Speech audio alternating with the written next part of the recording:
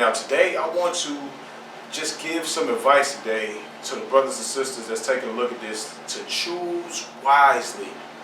We have to be wise. We have to be intentional and deliberate on who we associate with, who we partner with, who we enter into a covenant with, in a union, in a marriage with. So many individuals are making decisions out of haste. So many individuals are making decisions out of lust. All right, and these are things that we have to be on guard about. So when we go to the book of Proverbs, chapter 19, in verse number 2, I believe, it said, also to be without knowledge is not good, and he that hasteth with his feet sinneth. So there is a lot of sin that takes place when we make hasty decisions. And today I want to tell the brothers and sisters to choose wisely. There are individuals that have come out of relationships, they have come out of marriages, come out of committed partnerships, right? Only to jump right back into another one with someone else without pondering what they just experienced. It's very wise for us to look at the mistakes, to look at how we got involved in the last deal that we were in, to look over how we got involved in the last partnership or the last relationship, the last marriage. Look over those things. Some individuals can be committed with something for 5 or 10 years, and just when the rubber meets the road, and when the final pages are closed to that chapter of that book, individuals, they go right back and go forward and start a new chapter and start a whole new book without examining the deeds of what just happened.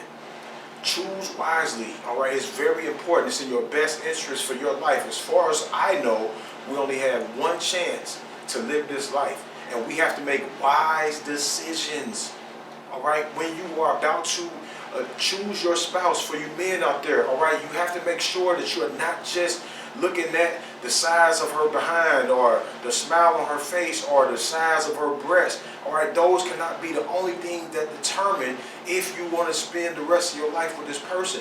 It is very important that you find out how much this person loves the Most High. That's the thing that you want to be focusing on the most, is if they fear the Most High, if they reverence Him.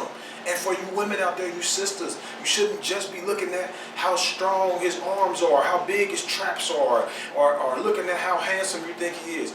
You need to be focusing on if this man truly loves the Most High. And this man needs to love the Most High more than he loves you or lust after you. Because that is going to help him to be able to lead you in the righteous way. Yes, now in the days of antiquity, they had arranged marriages. You know, and individuals' families will come and they will set up other families. They will arrange, and sometimes, and in those biblical times, the daughters did not have much of a say-so. But in today's world, and we over here in the Western society, so of course, you know, you women have a choice, and some of you are choosing to get into these toxic relationships, you know, based off of lust. And you men, you are jumping out of one thing and hopping straight to another toxic relationship out of lust. It talks about in the wisdom books about, you know, not giving yourself over to a light-minded woman. For you men out there, and for you women, giving yourself over to a light-headed man. A light-headed, what's a light-headed man or woman? It's a person that doesn't have too much inside of their brain. I know of an individual myself. This person been walking in the ways of the Most High, and this person wanted to, you know, talk to someone that was outside of the way, and he wanted to connect with this woman and, you know, build and things of that nature. And when he finally conversed with her, he talked to her on the phone, he realized she didn't have nothing inside of her head. She was light-minded, she was airhead. All she wanted to do was the things of the world. And when he contacted this woman, you know, when she found out that he was not willing to, you know, go out his way to, you know, spend money on her or stop his day to take her and do things with her, she immediately got off the phone with him that quick. And so this is what's happening. And then you sisters over there, you're talking to different men on the phone, and you can't get the connection that you need to get. I'm telling you to choose wisely. You have one choice. One chance at this thing, all right? And individuals say, no, I got more than one chance. Where it can only be one chance if you make the wrong decision, sometimes when it relates to marriage. Now I know some individuals, they say you can marry, you can divorce somebody tomorrow, you get married next week, you can divorce somebody 2 or 3 years from now, you can get married again. All right, that's really not the way the Bible is set up. That's not the way the Most High has it. All right, so I know some individuals got married when they was in ignorance. Some of them had a full knowledge of what they were doing. But I'm telling you to choose wisely. I have had so many women reach out to me over the years asking me if I can get married again, and I had to go and do diligent inquisition and look into their situation and look into their affairs and be able to see if I can give them an accurate answer. And that's one of the topics right now that I am even going through the scriptures with a fine-tooth comb and looking to do an extensive study on this topic of marriage altogether. Because there are so many individuals that are going back and forth with it. There's very few that say that you cannot remarry again after you get divorced, and there's a vast amount of people that says that you can, according to Deuteronomy 24 and other scriptures.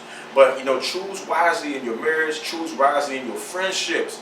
All right, they say that you are the average of the 5 people that you spend the most time hanging around with, associating with. The way you walk, the way you talk, your vernacular, and even your income. They say is closely connected to the 5 people who you spend the most time speaking and conversing with.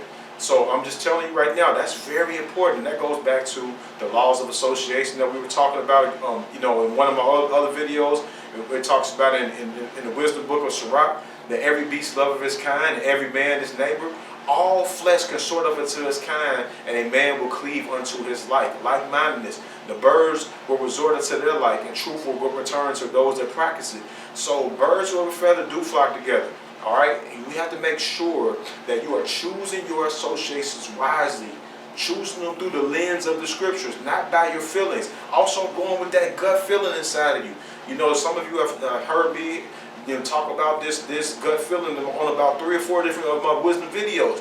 When that gut feeling is going off and it's beep, beep, beep, it's telling you that this person is not for your good, you need to make sure that you do not accept that person against your soul. Choose wisely on your business partners.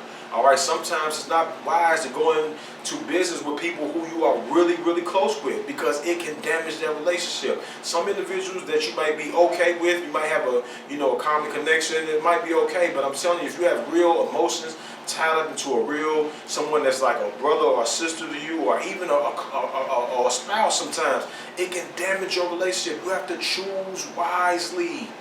Choose wisely in everything, and we have to make sure that our decisions are not driven by hate. One man told me a few days ago, he said, never make decisions while you're angry, because it's going to always be the wrong decision. Now, always is a strong word, but a lot of times, think about this, the decisions that we have made while we have been angry have resulted in folly on a nice amount of cases.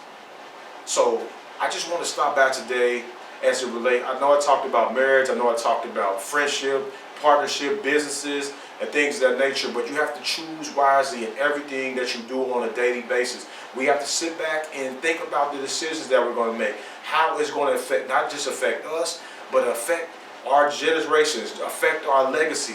All right, are we choosing wisely? Are we making wise financial decisions? Are we making wise spiritual decisions? Are we investing time in the Torah of wisdom? Are we investing time in our scriptures so that we can meditate and know his laws day and night, and that we may make our way prosperous and then have good success?